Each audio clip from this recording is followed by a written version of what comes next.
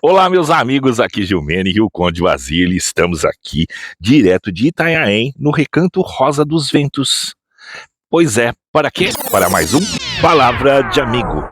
Eu e o Taquito, o cachorro mais famoso de toda a internet.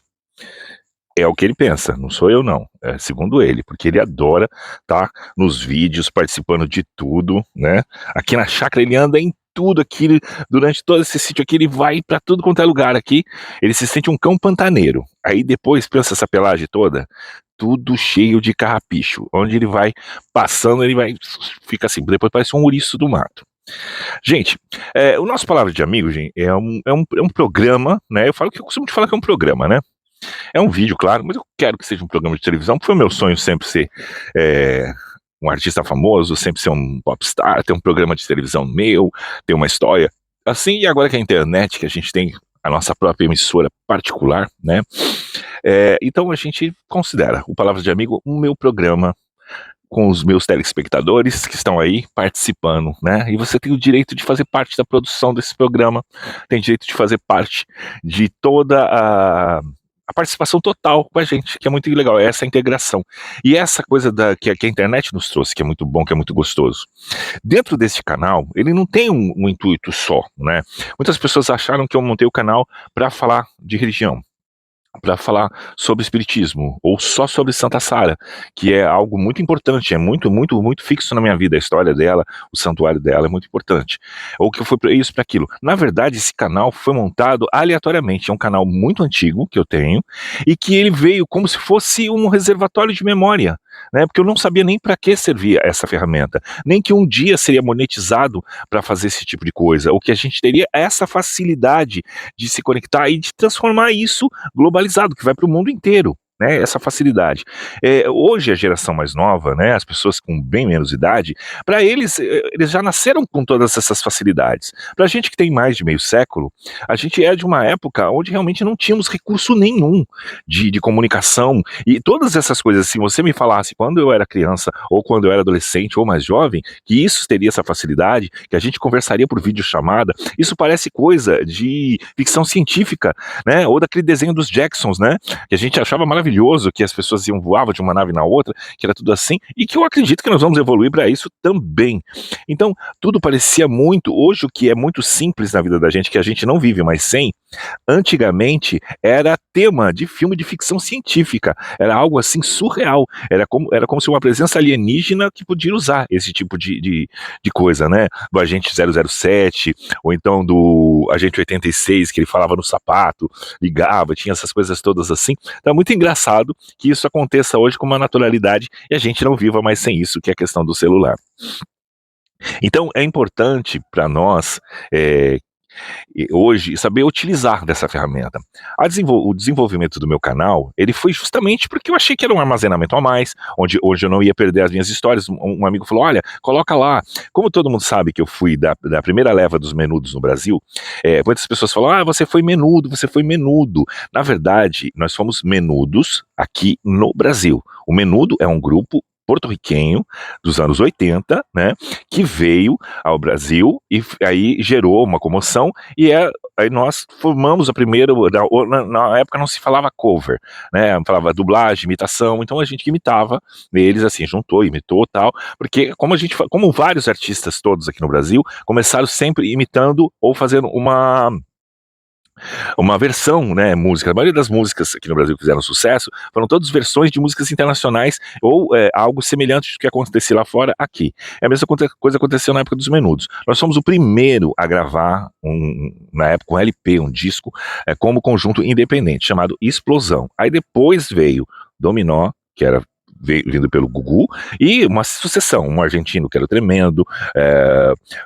e outros na versão juntos. Depois veio a sequência dele até hoje, né? Depois Backstreet Boys na onda do Menudo também, toda essa parte assim. Então, então no Brasil, o primeiro conjunto a gravar, né, brasileiros disso foi o Explosão, foi nós. Eu, meu irmão, Marcos Pasquim, mais dois outros integrantes, o Edi e o Marcelo, tal, ao qual um eu não tenho, nunca mais tive contato, não faço ideia nem se está vivo ou se está morto, mas o Marcos a gente conhece tudo, não tem todo esse contato mais, que ele teve a carreira brilhante dele aí como ator, mas não quis que a gente pertencesse ao quadro de amizades dele, e é só a distância. E o Edi, que é muito meu amigo, que viaja o mundo, mas mora no Nordeste, e é grande amigo, assim, e meu irmão, claro, que eu não perdi contato, que é meu irmão.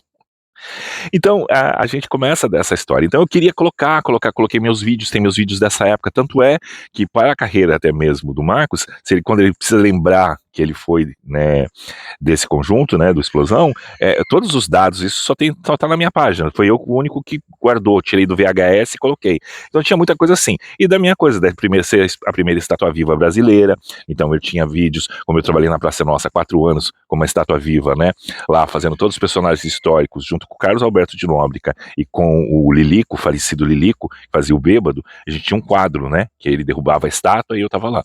Então assim, tudo era muito novidade, tanto é fazer a primeira estátua viva brasileira, quer dizer, eu fui precursor de várias coisas, tanto do primeiro grupo de menudos no Brasil, de rapazes que cantavam e dançavam, tanto na questão das estátuas vivas, de outras coisas que eu fiz, fui o precursor.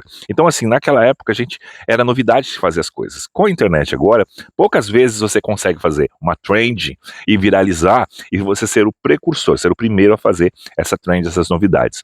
Justamente por causa disso. Lá atrás a gente não tinha. Para gravar, o preço de uma câmera filmadora, que a gente chamava na época, era muito caro, era muito difícil, as baterias não duravam nada, eram geralmente equipamentos que você tinha como trabalho para poder filmar casamento, filmar coisa assim, isso já era uma modernidade, né, e aquelas fitonas cassete, de VHS, eu tenho um monte guardado tudo, e que embola, olha, e que é um sufoco, e os vídeos cassetes que eram caríssimos, que você comprava milhões e milhões de prestações, né, isso já era um avanço tecnológico, poder gravar o que passava na televisão, poder ter aquilo gravado, eu tenho tudo isso aí, o arquivo que eu tenho nesse modo arcaico, que na época era tão moderno, é muito grande. Até para eu recuperar seria muito legal, nostálgico mostrar.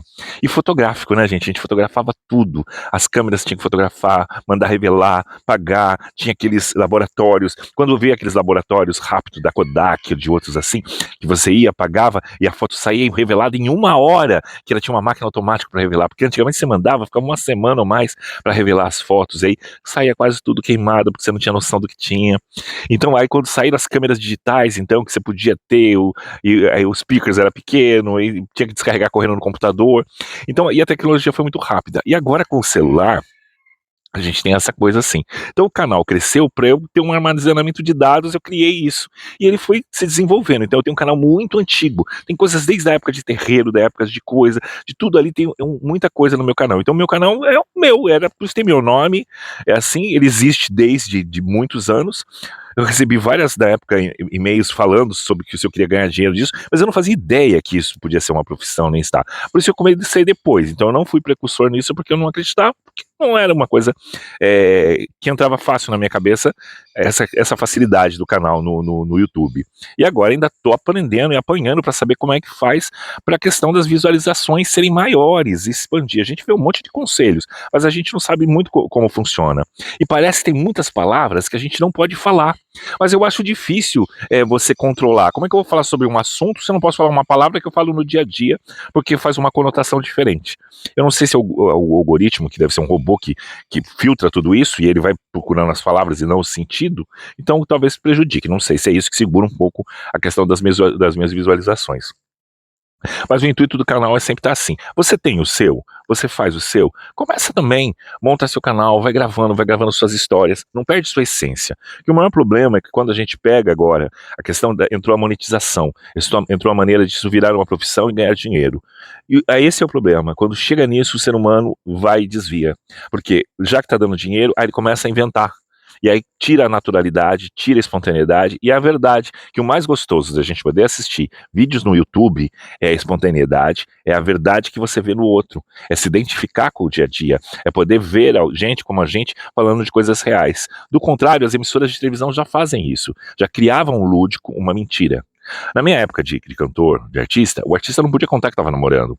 O artista jamais podia falar que era casado. O próprio Silvio Santos escondeu a primeira esposa, a primeira família, durante anos, né?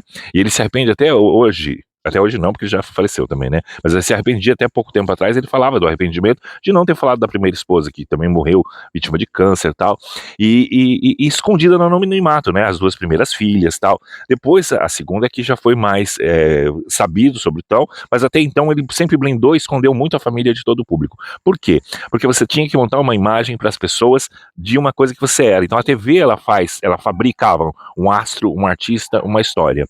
O YouTube, não, o YouTube é vida real, é a gente estando. Se você que pega e é criador de conteúdo, começa a se vender a esse produto antigo, tirando a sua naturalidade, você vai bater de frente com o sensacionalismo. E você que assiste também se converte a isso, a preferir uma mentira do que seguir uma verdade, você de novo vai estar incentivando a gente a viver num mundo completamente fantasioso.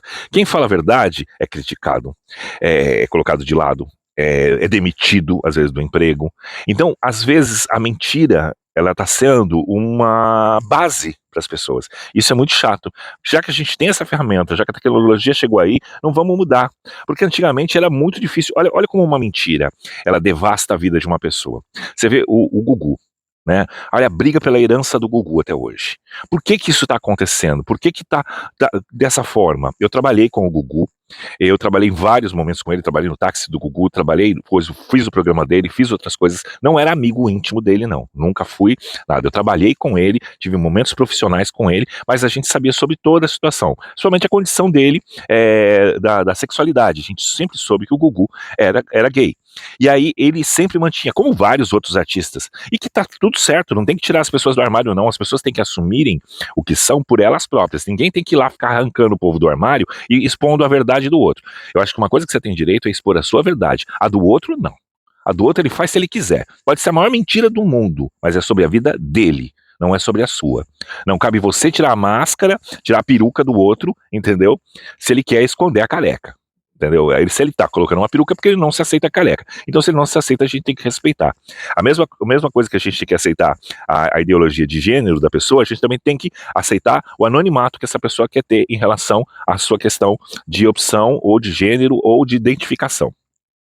Então, o que acontece? O Gugu, como a arte e a TV pediu, ele criou uma família, ele pegou uma pessoa que foi sua secretária de palco, ele teve várias namoradas que a mídia pedia, famosas para a mídia, como outras pessoas famosas, né? Tem pessoas até hoje que brigam ainda aí para ser quem é a viúva do grande famoso que morreu, né? O atleta famoso aí, né? O mais famoso que nós temos aqui no Brasil. E até hoje ficam aí brigando uma com a outra, dizendo quem era a viúva oficial, quem era. Sendo que a gente sabia que ambas não eram viúva porcaria nenhuma, porque o rapaz também era o campeão mundial, mas era gay, e aí tinha que esconder isso tudo. Não vou falar o nome, gente, porque nunca tiraram ele do armário, eu não vou tirar, mas todo mundo sabe. E aí ficam aí com essa hipocrisia, né, disso, lançando documentários e filmes sobre eles e querendo mostrar partes fictícias da vida dele.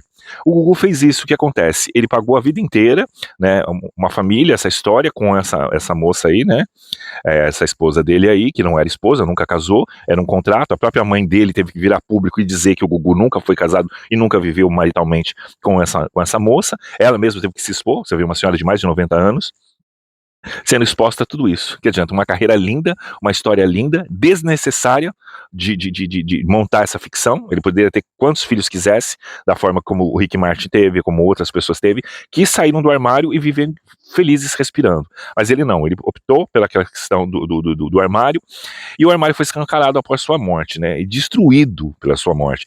E com isso, toda a imagem que ele criou em cima, né? Aí hoje a gente não sabe nem direito exatamente como foi essa morte dele, o que pensar e o que não pensar. E hoje, o que ele queria preservar a vida inteira está exposto. Os filhos estão numa briga judicial, vendo ali esfregar-se a sexualidade do pai, de uma maneira muito ruim, como se fosse um crime, como se realmente ele fosse um criminoso por ser quem ele era.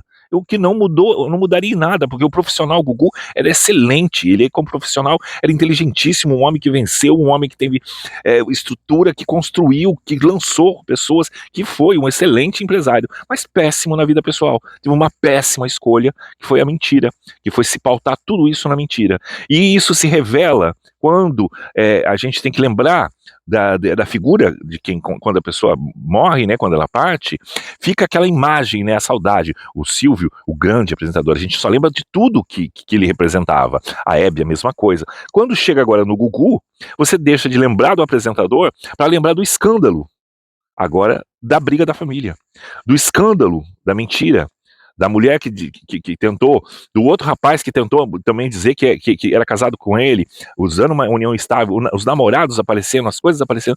Então tira, olha que coisa triste, viver uma vida inteira desenhando um personagem e na sua morte, onde você podia ser imortalizado por ser o artista que era, tá aí escancarado. Um cara inventando um monte de história agora, um filho que ele jamais poderia ter tido, porque a gente sabe da condição sexual dele, que ele não iria ter, muito menos com a idade de 14, 13 anos, ele não teria feito isso, né?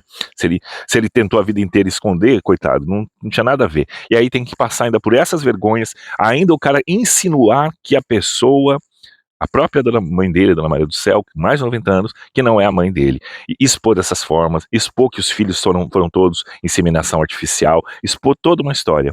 Sendo por quê? Porque a pessoa que combinou com ele, né, ser só a mãe, a geradora dos filhos, que recebeu para isso, na última hora o olho crescer para cima até, né, sendo que você já tem um laço, né, já tem se a herança é dos filhos, ninguém vai te tomar, né, então ela mesmo fazer tudo isso e jogar tudo no ventilador, né, então é toda uma confiança quebrada, é toda uma estrutura quebrada, por isso que eu falo, se nós temos a oportunidade de ter a internet a nosso favor, e ela nos monetiza, vamos valorizar as verdades, as coisas assim. Vamos assistir quem tem conteúdo realmente.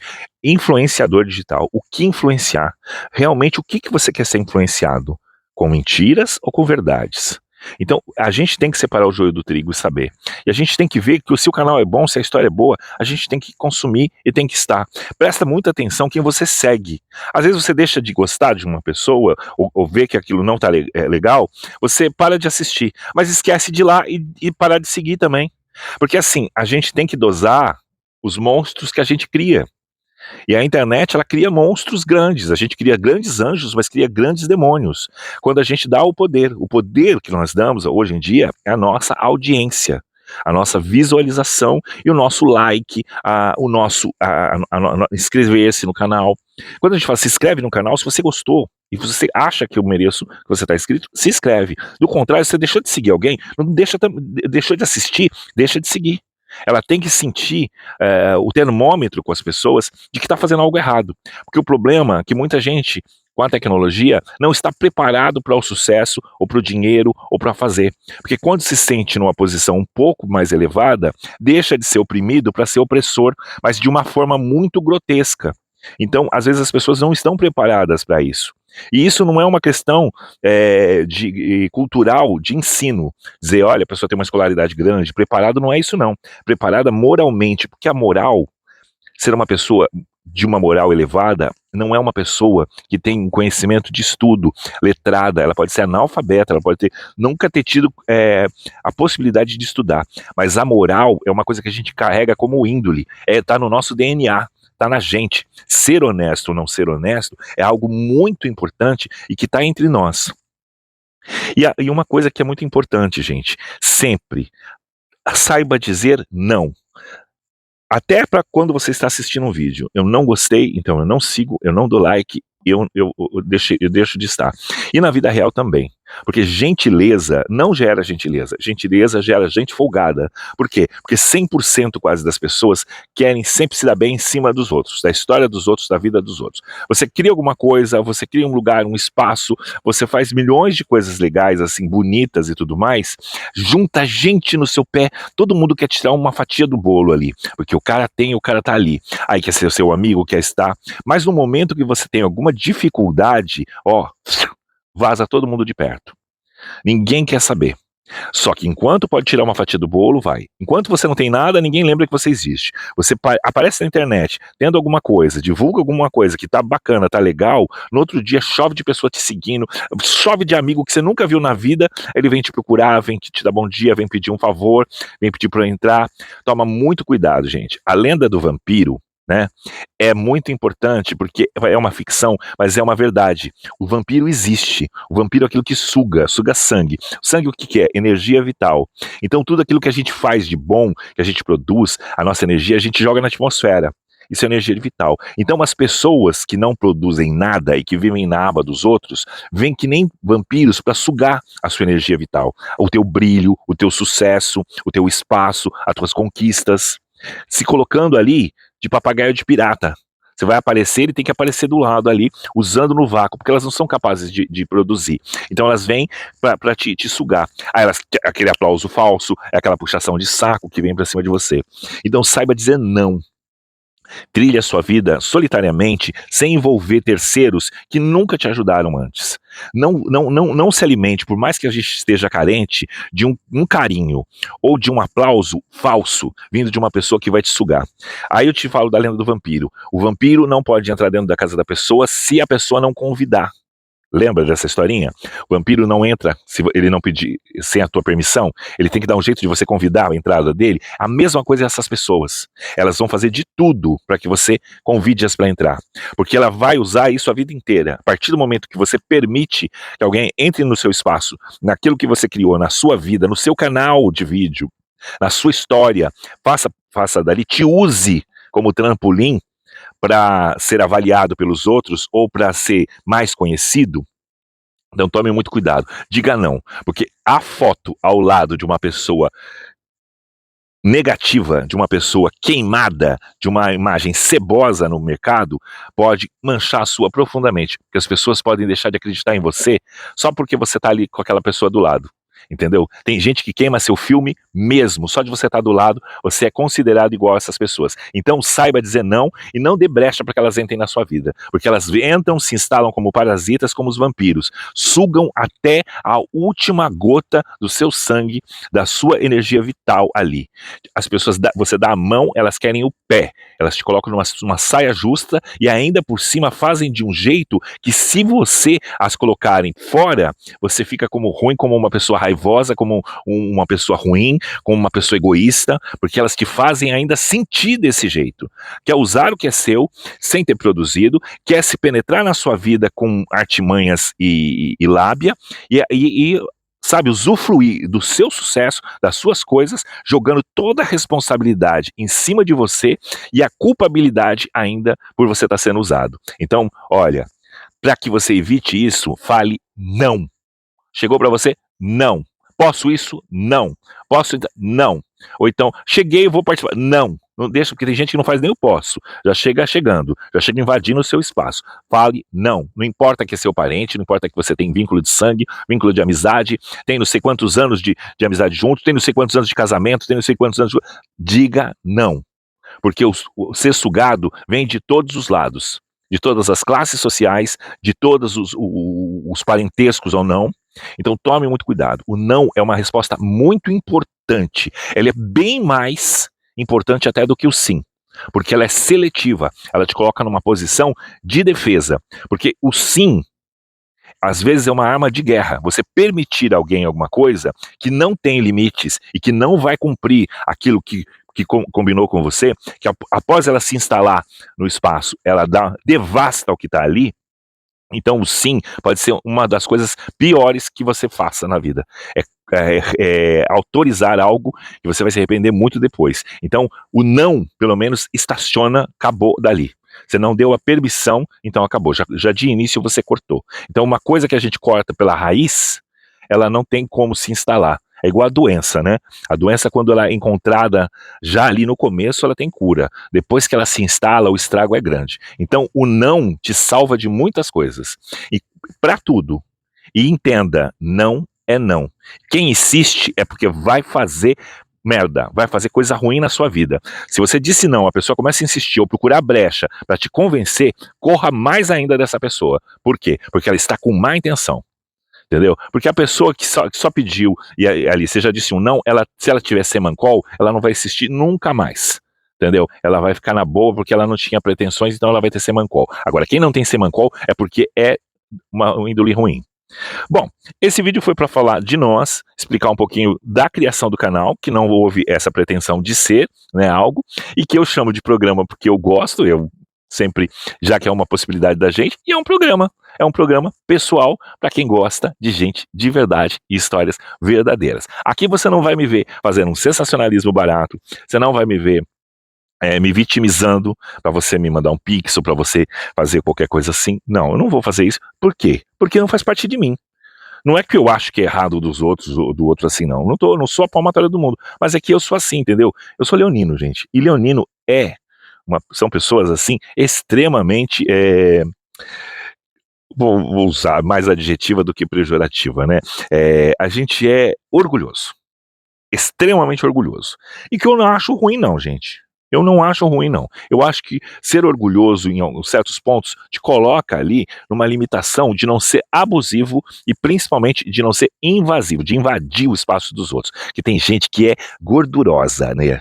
Ela é gordurosa, ela é sebenta, né? Tem aquelas almas cebosas mesmo assim, porque elas chegam e elas te impregnam na sua vida e elas entram sem ser convidadas, elas forçam a presença delas, elas engorduram e depois que elas engorduram, tudo que elas passam, você não consegue nem com detergente tirar, porque elas vão invadindo e vão cada vez mais impregnando a tua vida sem você permitir. Principalmente quando o teu não é aquele não, não. Principalmente quando ela pega o teu fraco. Principalmente se você for uma pessoa extremamente educada e tem o medo de magoar a pessoa. E aí você não fala não porque você tem medo de ser mal educado ou mal interpretado. É nessas horas que essas pessoas gordurosas impregnam. É nessas pessoas que elas têm como vítima. Pessoas que têm o medo de ofender os outros. Entendeu? Mas acaba se ofendendo a si mesmo ou engolindo aquilo que não quer. Se você está passando por essa situação e as pessoas estão sendo invasivas na tua vida, estão sendo engorduradas, impregnando a sua vida e você não tem como tirá-las de lá, porque se você acha que vai magoar e você não quer parecer grosseiro, não tenha medo de parecer grosseiro. Diga não. Gentileza, para quem não merece, gera gente folgada. Então diga não para essas pessoas impregnantes, gordurosas, que vêm através de você. Urubus que sentem o cheiro da carniça rapidinho. Mesmo que a presa ainda esteja viva, o urubu já está ali sondando, esperando a tua queda para poder ir lá sugar. Entendeu? Então vaza dessas pessoas, gente. Aprenda uma coisa. Faça o seu sem precisar do outro e não deixa a sua imagem ser avalista de outra pessoa. Por isso que eu falo, seu canal é seu canal, fala sobre você. Se amanhã você arrumar um companheiro, uma companheira, ele vai participar de partes do seu canal, mas nunca vai ser o seu. Entendeu? Por quê? Porque você começou contando uma história, não começou contando uma história de terceiro nem jamais. O que vai chover de gente quando você faz o mínimo de sucesso para sugar em cima de você é muito grande. E aqui a minha história, nos meus 53 anos de vida, todos eles, acho que desde o berço, eu sempre tenho uma sombra querendo passar por mim, me sugar, me imitar, ou mexer, ou fazer qualquer outra coisa. E olha que eu nem sou, entendeu? Essa coisa toda, tá? Eu nem sou alguém assim para ser tão cobiçado assim. Mas infelizmente a gente sempre é mais em alguma coisa, a gente sempre brilha em alguma coisa que o outro quer igual. Ele não quer ser, ele quer o seu. Esse que é o problema. Esse é o que move o ser humano. Ele não quer ser ele próprio, ele quer o teu. É aquela gana de eu ter que tomar dele. Né? Ele não quer criar, ele quer se apossar. Isso desde que o mundo é mundo. Bom, meus amigos, eu e o Taquito ficamos por aqui. O Palavra de Amigo de hoje, assim, foi sem um tema específico, mas num abrangente geral, né? E espero que você siga o nosso canal, que você realmente dê o teu like de coração, se inscreva, se você quer me ouvir mais vezes. Se você gostou, você pode compartilhar. Acha que outras pessoas devem ouvir essas palavras também? Coloca aí, tá? E também escreve aqui embaixo o que você pensa, o que você tá passando. Escreve aí a tua história, escreve também para mim, porque do que você me escrever, eu vou ter ideia do que falar para frente, do que eu posso falar sobre você, do que eu posso opinar, do meu ponto de vista, eu posso colocar aqui em vídeo. Se você gosta das minhas palavras, do Palavra de Amigo, Então, vamos participar assiduamente aqui do canal, fazer ele crescer e fazer boas palavras chegarem em boas pessoas, tá bom? Lembre-se, eu seguro na sua mão, você segura na minha, a gente não se larga mais, porque aqui você tem um amigo, no nosso Palavra de Amigo. Beijo no coração de vocês, até o próximo vídeo e tchau, tchau! Chegou até o final do vídeo? Gostou? Ai, que bom! Então deixe seu like, se inscreve no canal Gilmenique Conde Basile para novos vídeos e em todas as redes sociais. Lembre-se, aqui você tem sempre um amigo no nosso Palavra de Amigo. E tchau, tchau!